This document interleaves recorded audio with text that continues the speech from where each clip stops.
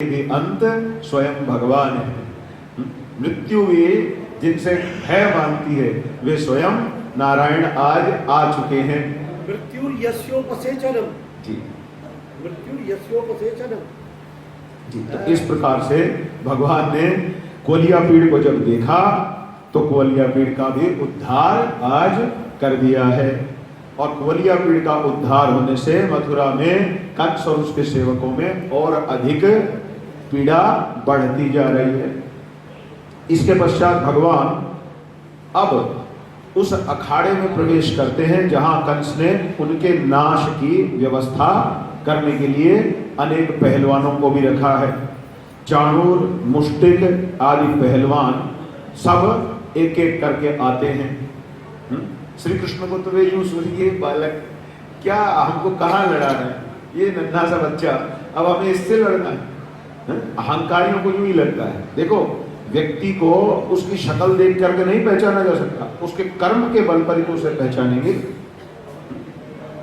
सब सुन रहे हैं, कोलिया पीड़ हाथी को उठा के पटका है, धनुष भंग किया है, लेकिन मूर्ख व्यक्ति में विवेक नहीं होता। इसलिए अभी भी ये विचार कर रहे हैं, ये नन्हा सा बच्चा, इससे भी क्या युद्ध करना है, इसको तो हम अभी मसल देंगे। लेकिन होना तो सब उल्टा ही है। भगवान ने एक एक करके कंस के इन सभी असुर मित्रों का अंत किया। अब भगवान श्री कृष्ण सीधे कंस की ओर टूट पड़ते हैं और कंस की छाती पर द्वंद्व युद्ध करके मुष्टिक प्रहार करते हैं। जब भगवान ने अनेक मुष्टिक प्रहार किए तो कंस ने रक्त की उल्टियां कर दी और इस प्रकार धीरे धीरे उसके भी प्राणों का हरण हो गया। बोलिए श्री कृष्णचंद्र भगवान की जय हो। अब मित्रों, यहाँ बड़ा महत्वपूर्ण प्रसंग है। मैंने कथा के आरंभ में ही कहा था, हमारी कथा का मूल लक्ष्य वर्णाश्रम की ओर आकर्षित करना रहेगा। इसलिए जहां जहां ऐसे प्रसंग आए हैं वहां हमने ठहर कर यथाशक्ति विचार करने की चेष्टा की है। जब भगवान ने कंस का वध कर दिया, उसके पश्चात देवकी और वसुदेव से मिलने गए। और जब देवकी और वसुदेव भगवान के सामने आए तो भगवान दोनों को प्रणाम करते हैं और प्रणाम करने के पश्चात भगवान के नेत्रों से अश्रुपात होने लगे। भगवान ने हाथ जोड़ करके वहां पर माता पिता का गुणगान किया। आजकल माता पिता घर में सबसे अधिक बेवकूफ हैं, उन्हें कुछ नहीं पता। बच्चों को लगता है कि हर काम में टोकते रहते हैं, है ना, इनको कुछ पता तो है नहीं। अभी दुनिया बदल चुकी है, ये इनको अपने आप को पता नहीं क्यों इतना समझदार समझ रखा है। लेकिन हमारी संस्कृति क्या सिखाती है कि माता पिता हमसे डबल अनुभवी हैं। हमने एक पीढ़ी में भी अभी ठीक से नहीं देखा, लेकिन माता पिता ने तो दो दो पीढ़ियों को अच्छी प्रकार से देख लिया है। तीन तीन पीढ़ियों। माता च पार्वती देवी, पिता देवो महेश्वर। तो इस प्रकार से उनको तो शिव पार्वती के समान मानकर आराधना करनी चाहिए और इस भ्रम में नहीं रहना चाहिए। भगवान ने हाथ जोड़ करके कहा अपने माता पिता से, हे माता पिताओं, यदि मैं 100 जन्म तक भी पुनः पुनः जन्म लेकर पूरा जीवन भी आप दोनों की सेवा करता रहूं, तब भी मैं आपके ऋण से ऋण नहीं हो सकता। तो देखिए, भगवान श्री कृष्ण अपने आचरण से ये भी सिखाते हैं कि माता पिता के प्रति हमारी कितनी निष्ठा होनी चाहिए। आजकल इसका घोर अभाव देखा गया। महाराज जी, मैं एक बात किया करता हूँ और कह भी चुका हूँ जी। मेरे माताजी पिताजी दिव्य महापुरुष थे और अब उनका शरीर नहीं है। आपकी बात को जरा सा रोक रहा हूं। महाराज जी जब अपने माता पिता की बात करते हैं तो वो इसलिए नहीं कर रहे हैं कि भाई उनको अपने माँ बाप का यहाँ गुणगान करना है और हम सब के आगे अपनी बड़ाई ठोकनी है। वो इसलिए करते हैं जिससे हम लोग समझें माता पिता का जीवन में क्या महत्व है और हम लोगों को भी कुछ सीखने को मिले। जी महाराज जी, मैं निवेदन कर रहा था, रात्रि को सोते समय में और प्रातः काल उठते समय में जी मेरे माताजी पिताजी के चित्र सामने हैं और मैं 5 बार बोलता हूँ, मातृपितृ कमले चरण कमले भ्यो नमः, मातृपितृ चरण कमले भ्यो नमः, मातृपितृ चरण कमले भ्यो नमः, मातृपितृ चरण कमले भ्यो नमः, मातृपितृ चरण कमले भ्यो नमः 5 बार बोल करके मैं आंखें बंद करता हूँ। और हमारा वो जो बड़ा डाइनिंग टेबल है उस पर पहले माता जी को बैठाता हूँ और वो अपने पाँव उन्होंने आगे को कर दिए उस टेबल पर, डाइनिंग टेबल पर, और उनके पाँव के अंगूठों पर मैं अपनी आंखें 3-4 बार रगड़ता हूँ। और फिर पिताजी को उसी टेबल पर बैठा करके और उनके पाँव के अंगूठों पर अपनी आंखों को 4-5 बार रगड़ता हूँ। और फिर मैं ये ध्यान करता हूँ कि उन्होंने अपने हाथों से मेरे को ऊपर उठा दिया है। ये मेरा प्रतिदिन का 2 बार का अनुभव है, रात्रि को सोते समय और प्रातःकाल उठते समय। और इस तरीके से जो लोग भी करेंगे, माताजी पिताजी जिस लोग में भी है, वहाँ से उनका आशीर्वाद उनको सदा प्राप्त होता है। महाराज जी का बहुत बहुत धन्यवाद। ये तो आपने हमें एक साधना ही एक प्रकार से प्रदान कर दी। आगे आप हम सबका विवेक है, हम सब अपने माता पिता के प्रति क्या भावना रखें, किस प्रकार से उनकी आराधना करें, ये उन्होंने सिखा दिया। तो जब स्वयं भगवान अपने माता पिता के प्रति इतना गंभीर भाव रखते हैं, कहते हैं 100 जन्म तक भी अगर मैं आप दोनों की सेवा करता रहूं तब भी आपके ऋण से ऋण नहीं हो सकता। जब भगवान का ये वचन है तब हम लोगों की तो स्थिति क्या है। इसलिए हम सबको अपने अपने माता पिता को अपना आराध्य देव मान करके उनकी आराधना करनी चाहिए। और आचार्य जी ने तो आपको पूरी पद्धति ही बता दी, भले ही संसार में है अथवा नहीं है, दोनों ही प्रकार से आप अपने 2 देवताओं की, मातृदेवो भव पितृदेवो भव, दोनों देवताओं की आराधना कैसे कर सकते हैं। सोचिए, परिवार तभी तो चलेगा। सामाजिक दृष्टि से भी विचार कीजिए, पारिवारिक दृष्टि से भी सोचिए। भगवान के एक एक चरित्र में सब दृष्टियां हैं, हमें केवल उन दृष्टियों को प्राप्त करना है, अन्यथा लाभ क्या होगा। इस प्रकार से भगवान ने ये अद्भुत शिक्षा अपने आचरण के माध्यम से दी। उसके बाद भगवान श्री कृष्ण और बलराम जी वसुदेव और देवकी की प्रेरणा से गुरुकुल में भेजे गए। दोनों बालकों का वहां यज्ञोपवीत संस्कार हुआ। देखिए भगवान संस्कारों को कितना महत्व देते हैं। भगवान का यज्ञोपवीत संस्कार हुआ। आज भी माता पिताओं को अधिकार की सीमा में अपने बालकों का प्रत्येक संस्कार कराना चाहिए। संस्कार किसका हो सकता है, कैसे हो सकता है, इसके लिए आचार्यों की शरण में आना पड़ेगा।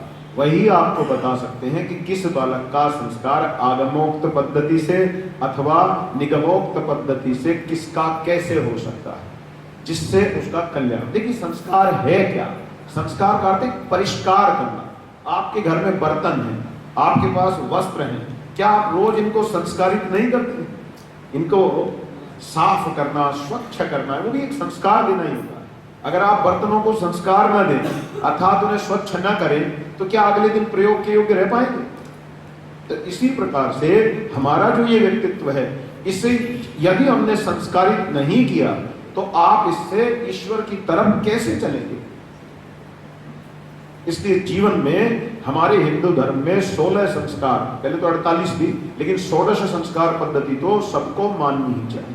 और संस्कार का केवल इतना भी मतलब नहीं है कि लो जी जनेऊ हो गया, आप दारू पी के सो जाओ, या फिर शादी के टाइम पे 2 मिनट के लिए तमाशा किया, वो थोड़ा सा धागा डाला, हाँ करो करो, अब हो गया, उसको उतार करके जयराम जी, बस। ये कोई संस्कारवाद नहीं हुआ, वो तो एक आरंभ है। संस्कार एक आरंभ है। संस्कार होते ही हमारे कंधों पर एक जिम्मेदारी रहती है कि अब विषय को व्युपवीतिश्च यत् करोति न तत्कृतं, without a tuft and the sacred thread, whatever he is doing, it is nullified. यत् करोति, जो कुछ भी बिना शक्य शिखा यज्ञोपवीत के करता है वो कर्म न किए बराबर है। वैदिक कर्म सफल नहीं होते बिना यज्ञोपवीत और शिखा के। कोई भी वैदिक कर्म कांड सफलीभूत नहीं हो सकते, यह हमें जानना पड़ेगा। तो तो भगवान श्री कृष्ण स्वयं इस संस्कृति को मानते हैं। भगवान ने अपने भाई के साथ अपना यज्ञोपवीत संस्कार कराया और गुरुकुल में गुरु की सेवा शुश्रूषा पूर्वक सब ज्ञान प्राप्त कर लिया। भगवान ने अपनी शिखा के बारे में भी कहा जी सूरदास के शब्दों जी में, मैया मोरी कबहू बढ़ेगी चोटी, एती देर भई दूध दधी खावत तो छोटी की छोटी। सूर सागर में जी सूरदास जी ने लिखा, मैया मोरी कबहू बढ़ेगी चोटी, एती देर भई दूध दधी खावत तो छोटी की छोटी। तो भगवान को कितनी इच्छा है कि उनकी चोटी बढ़ जाए, नहीं, और हम लोगों को चिंता है कि कहीं बढ़ ना जाए, दिख ना जाए। मेरी ये सारी शिखा थी, ये उड़ गई, लेकिन बिना शिखा के काम चलेगा नहीं, इसलिए मैंने इधर बाहर बांधे हुए हैं। इसलिए शिखा और यज्ञोपवीत ये इनके बिना कैसा धर्म? हिंदुओं को अपने संस्कारों की ओर लौटना पड़ेगा और इनको भी प्रामाणिक रीति से। आजकल अधिकार अनधिकार पर विचार किए बिना ही यूं ही गलत सलत तरीके से भी ये सब चल रहा है। इसलिए मैं नाम तो नहीं लूंगा, लेकिन संकेत कर रहा हूं, गंभीर विद्वानों के निकट बैठ करके पहले समझा जाए कैसे होगा, किस प्रकार से होगा, पद्धति क्या होगी, जिससे बाद में आपको ये पीड़ा ना हो कि ये फिर गड़बड़ हो गई। इसलिए उसको जानना भी आवश्यक है। अब मित्रों, इसके बाद कथा आगे बढ़ती है और भगवान सब शिक्षा प्राप्त करने के पश्चात आगे की कथा में हम 46वें अध्याय पर थोड़ा सा और चर्चा कर रहे हैं। उद्धव जी को भगवान एक दिन अपने पास बुलाते हैं और उद्धव जी के साथ चर्चा करते हैं कि तुम मेरी ओर से ब्रज में जाओ, क्योंकि ब्रज तो छूट ही गए। अब कंसवध हो गया, उसके बाद अपना गुरुकुल में आ गए, पढ़ाई लिखाई कर रहे हैं और फिर उसके पश्चात अन्य कार्यों में लग गए। तब तो यही क्या होकर रह गए और ब्रज तो पीछे छूट ही गया। तो कोई सोचेगा कि भगवान ने बड़ा अन्याय किया कि उन सबको भूल ही गए, वो लोग तो दिन रात भगवान के ही चिंतन में। तो ऐसी बात नहीं है। श्रीदामा नाम के सखा का राधा जी को गोलोक में श्राप था कि आपको 100 वर्ष का वियोग श्री कृष्ण से होगा। अब उसकी गहराई में नहीं जाएंगे कि वो क्या था, क्यों था, बस इतना ही जानिए कि 100 वर्ष का वियोग होगा, ये श्राप मिला था। अन्यथा आप लोग सोचिए, क्या मथुरा और ब्रज आप सबने यात्रा की है, इतने दूर थे कि भाई राधा जी वहां से उठ के यहाँ नहीं आ जाएंगी या गोपियां यहाँ नहीं आ सकती, और क्या श्री कृष्ण को धक्के मार के निकाल देते कि चले जाओ यहाँ से, क्या करने आए हो, मैं नहीं जानता। ऐसा तो कुछ नहीं, लेकिन श्राप की मर्यादा को निभाना है। तो भगवान भी और भक्त भी उससे उत्पन्न होने वाले यदि उसको पीड़ा माने भी तो स्वीकार करते हैं, यद्यपि वो कोई पीड़ा का विषय नहीं है, वो तो भगवान के विरह रस का अनुभव है। परकिया रस का भी आनंद भगवान ने गोपियों को कराना था, तो इसीलिए ये सब लीलाएं चल रही, अन्यथा कोई कठिनाई की बात न होती। तो उद्धव जी को बुला करके भगवान ने कहा, तुम मेरी ओर से संदेश लेकर के जाओ और वहां पर गोपियों को सांत्वना प्रदान करो।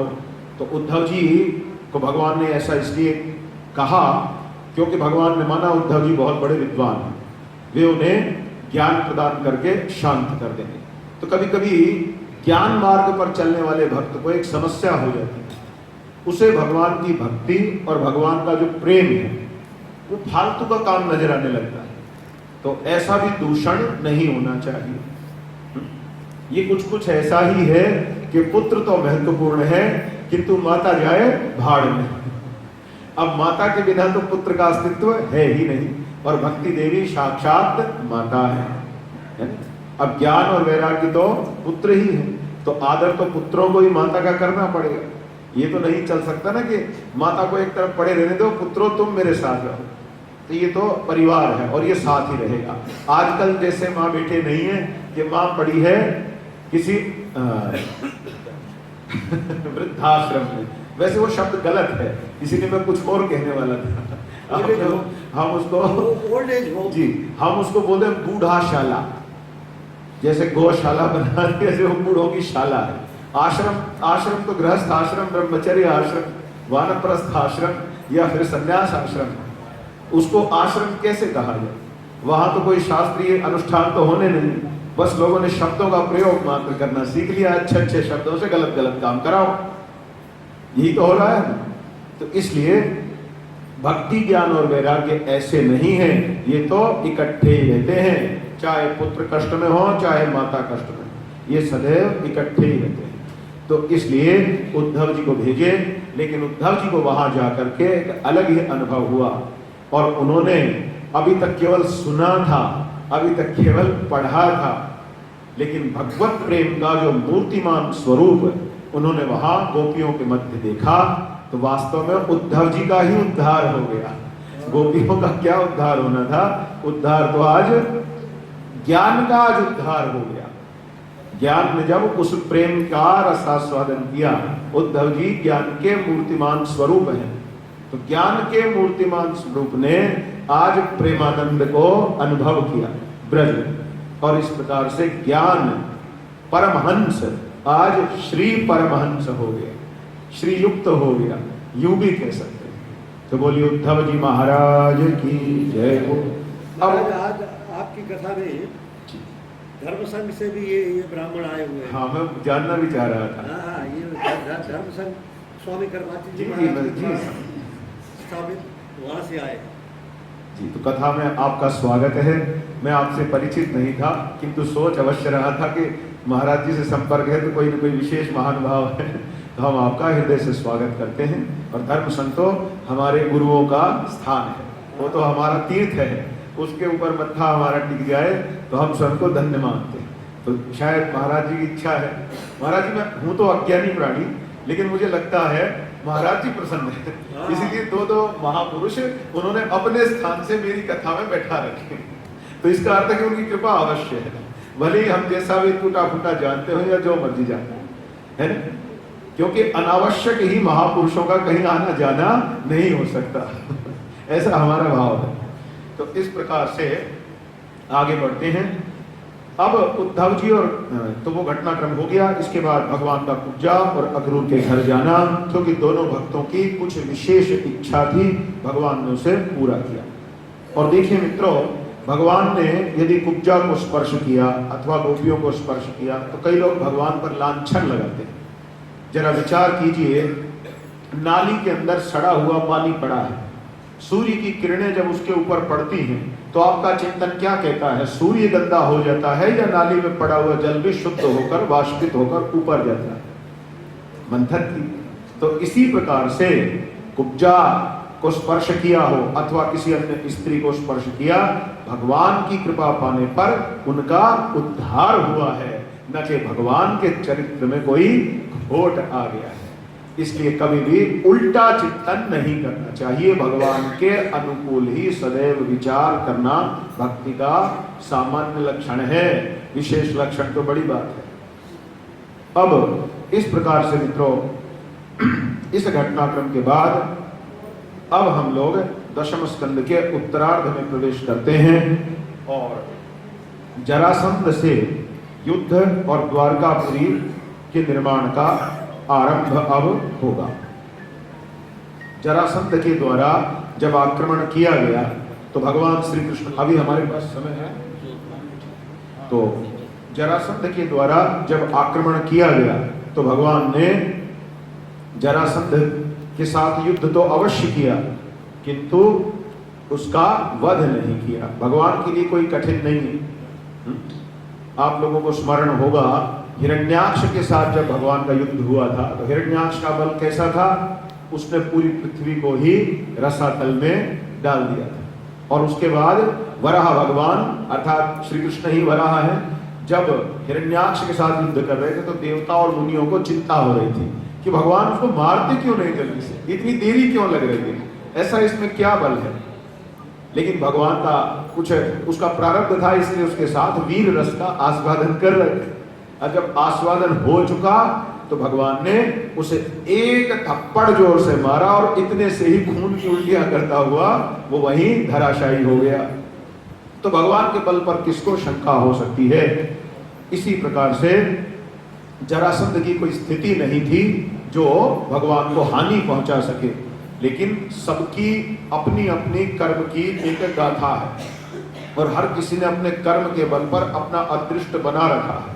अब समय आने पर वो फल तो उसे प्राप्त होगा, इसी प्रकार मृत्यु भी सबकी अपने अपने कर्मानुसार भगवान के द्वारा निश्चित की गई, किसको कहां कब कैसे जाना है।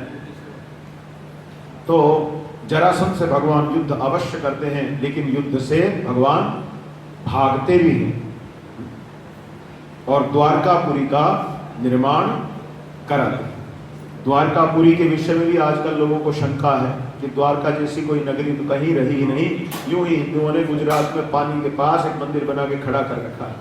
लेकिन अभी महाराज जी पीछे कुछ समय पहले जर्मनी और अमेरिका साथ ही यूरोप के कुछ देशों के वैज्ञानिकों ने एक दल बना करके इसकी पुष्टि की कि नहीं, द्वारकापुरी का अस्तित्व 5000 वर्ष पूर्व एक तथ्य था, इसे नकारा नहीं जा सकता। तब भारत सरकार की भी कान पे थोड़ी चूर रहेगी, है ना।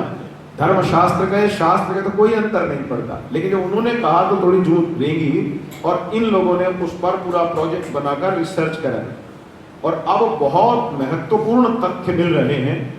लगभग इतने पक्के प्रमाण मिल चुके हैं, हो सकता आने वाले समय में अब बालकों की अध्ययन सामग्री में द्वारका को एक ऐतिहासिक नगरी के रूप में पढ़ाया जाना संभव हो जाए। तो ये सौभाग्य की बात है। अन्यथा लोगों का विचार यही रहता है कि द्वारका वही जैसे कहा माइथोलॉजी, बस मिथक है, सब कल्पना शास्त्र है। तो दुर्भाग्य से भले ही कुछ भी रहा हो, लेकिन लगता है भगवान अब कृपा कर रहे हैं और धीरे धीरे चीजें अनुकूल होती जा रही है। इस प्रकार से ये सब घटनाक्रम होता है। भगवान के द्वारा द्वारकापुरी में सब मथुरा वासियों को भी रखा जाता है। फिर एक दिन काल यवन नाम का एक असुर भगवान पर आक्रमण करने आता है और भगवान उसके साथ युद्ध करते हैं। लेकिन उसके पिता ने तप करके ऐसा वरदान मांग रखा था कि उसका सिर कट करके जहां भी गिरेगा, जिसके भी सिर गोद में गिरेगा अथवा जमीन पर गिरा देगा कोई, तो वो उसी क्षण भस्म हो जाएगा। अब बताइए उसको कैसे मारें? अब उसको मारेंगे और उसका मृत शरीर जैसे ही भूमि में गिरेगा, जो गिराएगा, तो उसके पिता ने ऐसा इंतजाम करके दे रखा है, जो तुझे मृत्यु दंड देगा वो उसी समय भस्म हो जाएगा। लेकिन भगवान से कौन जीत सकता है? भगवान के पास सबकी समस्या का समाधान है। भगवान ने बड़ी अद्भुत रीति से काल यवन के साथ युद्ध किया और युद्ध में भागते रहे उसके आगे आगे, और उसे अंततः एक ऐसी गुफा में ले गए जहां मुचुकुंद नाम के एक राजा सो रहे थे। उन्होंने देवताओं की सहायता करके विशेष वरदान लिया था कि मैं जब तक सोऊं तब तक कोई मेरी नींद में विघ्न न डाले। तो देवताओं ने कहा तथास्तु, सो लो जी भर के। तो वो तब से सो ही रहे थे। अब उनको ये वरदान था कि जो कोई तुम्हारी नींद में विघ्न डालेगा तो जैसे ही तुम उसकी ओर दृष्टिपात करोगे वो तुरंत नष्ट हो जाएगा। तो मुचुकुंद महाराज की उसी गुफा में श्री कृष्ण ले आए। देखो दोनों के प्रारब्ध का इंतजाम कैसे है। भगवान की कार्य नीति बड़ी अद्भुत है। भगवान मुचुकुंद की गुफा में आ गए और वो भी पीछे पीछे आ गए। भगवान ने छिप गए। काल यवन ने सोचा ये जो सो रहा है ना, ये श्री कृष्ण है और भेष बदल के सो रहा है मुझे मूर्ख बनाने के लिए। तो उसने उनको जबरदस्ती जगाया। अगर मुचुकुंद को जगा दिया तो क्या होना था? मुचुकुंद की दृष्टि एकदम से उन पर पड़ गई और दृष्टि पड़ने के साथ ही काल यवन का जो इंतजाम है वो भगवान ने करा दिया है। तो इस प्रकार बोलिए काल यवन नाशक भगवान की जय हो। अब इसके पश्चात मित्रों कथा और आगे बढ़ती है। द्वारका के अंदर भगवान का आगमन होता है। बलराम जी के विवाह का प्रसंग है। फिर श्री कृष्ण के पास रुक्मिणी जी का संदेशा लेकर ब्राह्मणों का आना, ये प्रसंग आरंभ होता है। आज हमारी छठे दिन की कथा है, कल हमें समापन करना ही है। तो इसीलिए संक्षिप्त करते जा रहे हैं, क्योंकि इस कथा में यदि मैं केवल कथा सुना देता तो मुझे नहीं लगता विशेष बात होती। इसीलिए मैंने महाराज जी के उपदेशों को भी आप लोगों को रसास्वादन कराया है, क्योंकि एक महापुरुष हमारे सम्मुख हों और हम उनका लाभ न उठाएं। केवल आपको कथा तो हो सकता है आप में से अधिकतर भक्त पहले से ही जानते होंगे कि कौन से प्रसंगों में क्या है, लेकिन अगर उसका विश्लेषण ना हो और महापुरुषों की वाणी का लाभ न मिलता तो केवल कोरी कहानी सुनाने से मुझे नहीं लगता उतना लाभ होता जितना अब हो गया है।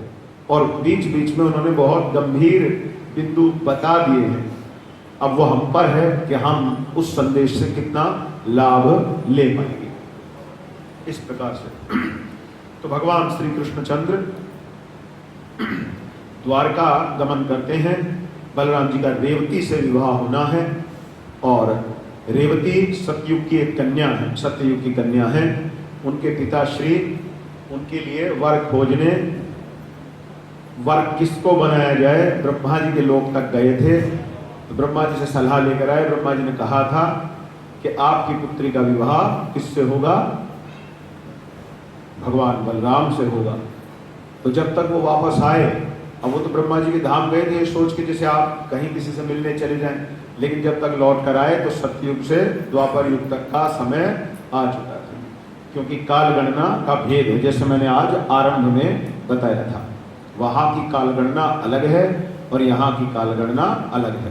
तो आजकल लोगों को बड़ा आश्चर्य सा होता है कि ये कैसे संभव है, लेकिन उसकी चर्चा आरंभ में ही आज कथा में खूब विस्तार से कर दी गई थी। तो इस प्रकार से रेवती के साथ भगवान बलराम का विवाह होता है। तो बोलिए रेवती बलराम भगवान की जय हो। फिर श्री कृष्ण के पास रुक्मिणी जी का संदेश लेकर ब्राह्मणों का आना, ये प्रसंग। मैं किसी सज्जन को वृंदावन में बैठे हुए कथा सुना रहा हूं। जी जी, देख लीजिए कथा में कुछ विशेष महत्व तो है। यहाँ से बैठे बैठे ये वृंदावन तक भी जा रही है। तो भगवान के पास रुक्मिणी जी ने संदेशा भिजवाया। और संदेश क्या है, अब मित्रों हम वो काम नहीं करते कि आज रुक्मिणी कृष्ण का विवाह है तो साड़ियों की हमने पूरी गठड़ी बांध करके अपने साथ लेके जाए। सुखदेव जी मुझे नहीं लगता एक साड़ी भी लेकर के गए थे, ना सूत जी ने कोई साड़ी ली थी। तो उसी परंपरा का अनुसरण हम लोग करते हैं। और महाराज जी स्वयं बैठे हैं, महाराज जी ने भी भागवत पर बहुत बोला है, लेकिन मुझे नहीं लगता महाराज जी ने कोई वस्त्रों के भंडार भरे थे। तो ये सब उचित नहीं, ये सब आडंबर मात्र है, कथा के नाम पर फैलाया जा रहा अपना घर भरने का साधन मात्र है। इस प्रकार की कथाओं से इस समाज का कोई भला होने वाला नहीं है। ये भागवत कथा विवेक प्राप्त करने के लिए है, ज्ञान प्राप्त करने के लिए, भक्ति प्राप्त करने के लिए, वैराग्य प्राप्त करने के लिए है, न कि साड़ियों की गठरी प्राप्त करने के लिए। अरे विवाह रुक्मिणी और कृष्ण का हुआ और मैं साड़ी लेकर के जा रहा हूं, क्या तुकबंदी है, क्या तर्क है इस बात, और क्या करूंगा मैं इतनी साड़ियों का। मुझे लगता है आप जैसे लोगों से मुझे संपर्क बनाना पड़ेगा। हर कथा में भाई एक गठरी साड़ी आ रही है तो जरा हिसाब किताब कर लेना, यही हो सकता है। मेरे घर में इतनी साड़ियों का क्या होगा, आजकल साड़ियां पहनने वाले कोई तो यही होता है ना। है? किसी व्यापारी भाई से एक बात करनी पड़ेगी, हर कथा तो चलती रहती है, आज यहाँ कल वहां। अब हर कथा में ढेर साड़ियां आ रही तो क्या करेंगे, उनका बेचेंगे ना। इतने तो कोई गृहस्थी भी अपने घरों में प्रयोग नहीं कर सकते। इसलिए इन आडंबरों में मत फंसिए। भगवान की कथा श्रवण करके जो शास्त्रीय धर्म है, अपने अधिकार की सीमा में जिस प्रकार से हमें जीना है, रहना है, उस बात को पकड़िए। आडंबरी कथा कीर्तन से अध्यात्म में हमारा हिंदू समाज पिछड़ा ही है, आगे नहीं बढ़ पा रहा है। तो आज की कथा प्रसंग को यहीं पर मैं रोकूंगा, जिससे कि कल हम रुक्मिणी और कृष्ण के इस विवाह प्रसंग को अच्छे से विस्तार पूर्वक चर्चा कर सकें। ठीक है, और कल यहां से आरंभ करके कथा का समापन होगा। तो आप सबने 6 दिन तक मुझ जैसे अज्ञानी को झेला है, इसके लिए निश्चित रूप से मैं आप सबको धन्यवाद देता हूं और आशा करता हूं कि कल के कथा के अंतिम दिन में भी आप सबके दर्शन मैं अवश्य कर सकूंगा। और श्रीमद् भागवत जी की कृपा तो हम पर रही, महाराज जी ने तो जो कृपा की है उसके लिए तो मैं उनका ऋणी हो गया। आप लोगों को एक और बात बताता हूँ, कल भी उन्होंने मुझसे कान में कहा कि संभवतः मैं कल कथा में नहीं आ पाऊंगा। कुछ कीर्तिनगर जाना था, मेरा प्रवचन था, मैंने वहां जाना छोड़ दिया। मैंने महाराज जी से ये कहा उस समय, मेरा वहां प्रवचन था जी ना, मैंने कहा मैं मैं अपना लाभ ले ठीक लूँ, है। मैं नहीं गया। तो महाराज जी का इतना प्रेम मेरे ऊपर रहा है, ये मेरे लिए बड़े सौभाग्य की बात है। आपको आश्चर्य होगा, कथा के बाद की ये चर्चा है। जब उन्होंने मुझसे कहा संभवतः मैं कल की कथा में नहीं रह पाऊंगा, मुझे जाना है, मैंने कहा महाराज जी मैं तो आशा रखूंगा। बोले कैसे? आपने संभवतः बोला तो इसका अर्थ है कि कुछ संभावना बन भी सकती है, और यदि आप नहीं भी उपस्थित होते हैं तो आपके आसन को ही मैं प्रणाम करके कथा हमेशा आरंभ करता। तो इसलिए आप लोगों को ये सीखना है, आप लोग मुझसे अधिक भाग्यशाली हैं। मुझे उनका सानिध्य केवल कुछ दिन के लिए मिला है, आपको तो वे सर्वसुलभ है। जब चाहें तब आप उनकी कृपा प्राप्त कर सकते हैं। आप लोगों को उनकी कृपा का लाभ लेना है। और कल अंतिम दिन की इस कथा में आप सबका मैं भी निमंत्रण दे रहा हूं, आप सब अवश्य आए, जिससे बड़े प्रेम से श्रद्धा से हम इस कथा को विधि पूर्वक कल समापन कर सकें। 4 बजे जी हाँ, कल जैसा आप कह रहे हैं, कल भी सूचना दी गई थी, कल की कथा का आरंभ 4 बजे से रखा है, जिससे सब कार्यक्रम अच्छी प्रकार से समाप्त समय की सीमा में ही हो सके। तो आप सबका मैं भी आभारी हूँ, आप सब ने मुझे यहाँ अवसर दिया है। तो कल की कथा में आप सब अवश्य पधारेंगे, पुनः पुनः इसी निमंत्रण के साथ आप सबको।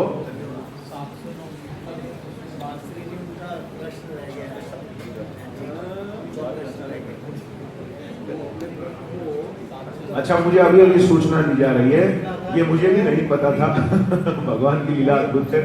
अभी आप मुझे बता रहे हैं कि 4 से 7 श्रीमद् भागवत जी की कथा रहेगी, और 7 बजे से फिर रात्रि के 9 बजे तक भगवान नाम संकीर्तन। ठीक है, 7 से 9 भगवान का संकीर्तन चलेगा, और संकीर्तन के बाद भोजन। ठीक है महाराज जी, भोजन प्रश्न। महाराज जी ये कह रहे हैं उस देवी का प्रश्न रह गया है। नहीं, अभी प्रश्न बचाया हुआ हमने, 5 मिनट शेष रखे। अब अभी 5 मिनट हमने बचा रखे हैं महाराज जी, उनका प्रश्न अवश्य लेंगे। अब बताइए हम क्या करें? जी, हमारे पास अभी भी 5 मिनट शेष है। इस विषय में व्यवस्थापक लोग बताएंगे, आप बाद में पूछ सकते हैं। अच्छा, वो माता जी हैं क्या? ओम नमः शिवाय बोलना ठीक नहीं है। अच्छा, राम ठीक है। नमः शिवाय बोलिए, हर वही होगा। इसको हम स्पष्ट कर देते हैं। बिल्कुल, महाराज जी ने मुझसे कही थी एक ही पंक्ति में, देखिए ओंकार का उच्चारण हम क्यों करना चाहते हैं, हम किसी भी मंत्र को क्यों पढ़ते हैं, इसीलिए पढ़ रहे हैं, जप रहे हैं, जिससे हमारा कुछ आध्यात्मिक कल्याण हो। अब उससे अगर वो कल्याण नहीं होगा फिर फायदा क्या? क्या आप ऐसी दवा लेना पसंद करोगे जिसको लेकर के आप और ज्यादा बीमार हो जाए या आपके स्वास्थ्य को हानि पहुंचे? कभी नहीं। हर व्यक्ति ऐसी औषधि लेना चाहता है जिससे कल्याण हो। अब शास्त्र में ओम क्यों? शास्त्र में तो बहुत सारे मंत्र बताए गए, फिर इसी के पीछे क्यों पड़े हुए? हजारों मंत्र, 7 करोड़ मंत्रों की संख्या कही जाती है, लेकिन इन सब मंत्रों का उच्चारण करने के लिए किसमें कितनी योग्यता है, किसका किस मंत्र